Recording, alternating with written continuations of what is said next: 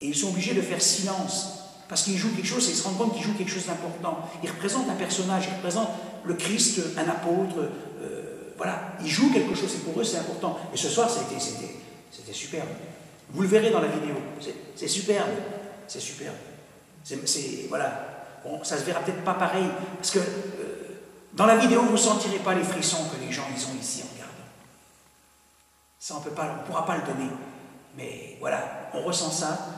Parce qu'il y a une intériorisation de la parole. Il n'y a pas seulement le texte, il y a les gestes des enfants, les regards.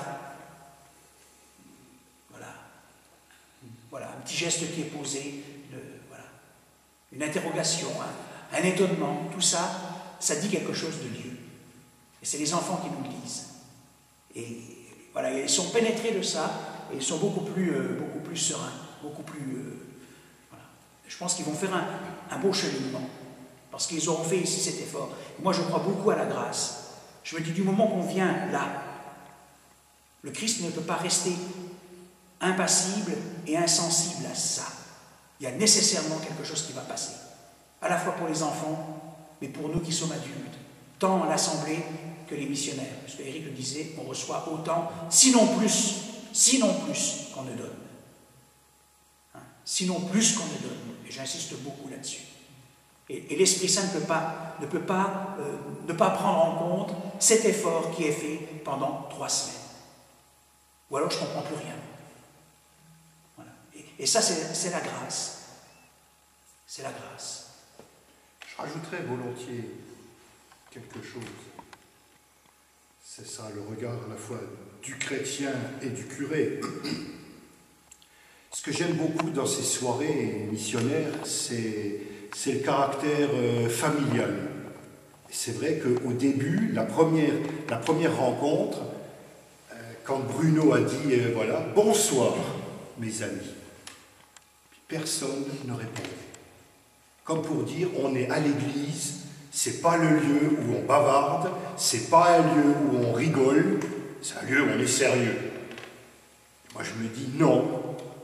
Il n'y a rien de pire aujourd'hui que de faire de la foi chrétienne un message qui soit un message triste.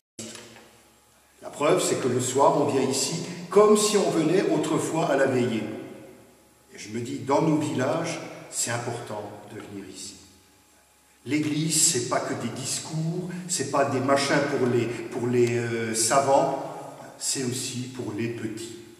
C'est important. Et les petits, ça passe par être bien ensemble, rire, sourire, partager, être ému. Moi aussi, j'ai été ému ce soir d'un évangile que je connais par cœur, mais je ne le connais pas. La preuve, c'est qu'on se laissera toujours toucher. Et moi, j'aime bien ce caractère-là, simple. Et je pense qu'aujourd'hui, dans l'Église, tant pis si je vais le bousculer, mais je pense qu'il faut aussi laisser la place à la pastorale populaire. Les petites gens, ils ont aussi besoin qu'on parle un langage simple. Et moi qui suis professeur, je peux dire qu'une difficulté majeure, c'est de rendre simples les vérités de la foi et accessibles à tout le monde. Ça, c'est difficile. Et pourtant, c'est possible. C'est possible. Si Jésus-Christ l'a fait, nous aussi, on peut essayer. J'aime bien cette phrase de Saint Vincent qui disait « Faites tout moyennant votre petit possible ». Je trouve que c'est plein d'espoir et plein d'optimisme. Voilà, c'est aussi mon enthousiasme de prêtre.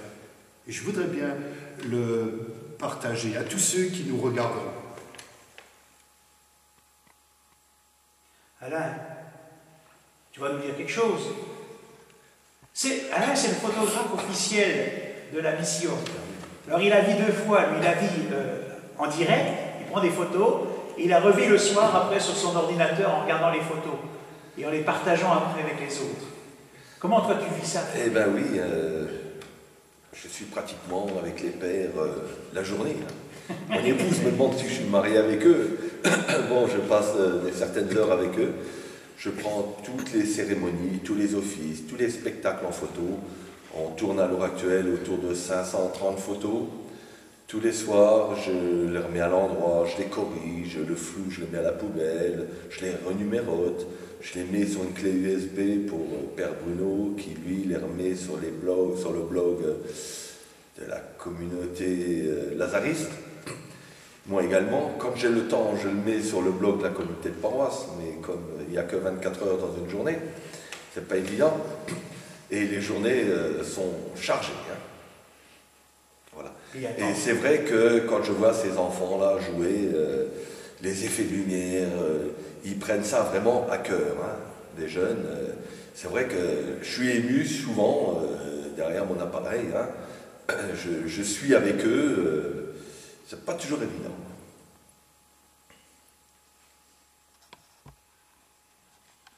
Voilà. Bah, je ne sais pas s'il faut, peut-être, je sais pas s'il faut, hein, il y aura la vidéo qui suivra, vous montrera un petit peu la mission, hein, ce qu'on fait, vous aurez voilà, un écho. Et puis après, bah oui, on va donner le mot de la fin au curé. Peut-être en disant, ben voilà, il nous reste encore là ici 8 jours de mission, un peu plus 8-10 jours. Il y a encore plein de belles choses qui vont être vécues, plein de beaux jeux scéniques. On terminera par un grand spectacle d'un peu plus d'1 heure, La vie, une belle aventure. Ça va reprendre un petit peu tout ça sous forme de spectacle. Alors là, voilà, ce sera grandiose. Là. Stromboscope, lumière noire, machine à fumer, tout ça dans une église. Vous vous rendez compte un peu? C'est chouette. Là aussi, ce grand spectacle ne laisse pas insensible. C'est à la fois la fin de quelque chose, mais le début de quelque chose de nouveau.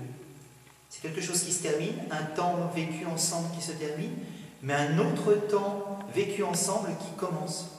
Une nouvelle page se tourne, une nouvelle histoire s'inscrit, de nouvelles choses se mettent en place, de nouvelles idées, des énergies nouvelles, j'ai envie de dire, pour reprendre ces paroles d'un chant. Voilà, des énergies nouvelles sont là, nous sont données avec ce spectacle qui nous envoie vers des horizons et des perspectives nouvelles. Voilà, puis on terminera par la messe de clôture. Ben, clôture, la messe d'envoi, clôture. Si on clôt quelque chose, il faut bien arrêter. On ne peut pas être en mission comme ça toute l'année parce que, bon, nous c'est notre boulot, ça va, mais Yolande, elle serait, je ne sais pas comment, sous la table. Et oui, tout le monde. Non, mais il faut bien à un moment donné finir, mais ça sera une messe d'envoi, hein, pour être sérieux. Présidé encore une fois, là, le vicaire épiscopal a tenu à revenir pour présider la messe d'envoi en mission. Et là, je pense qu'au nom du diocèse, de l'évêque, je pense qu'il aura une parole voilà, d'encouragement pour poursuivre.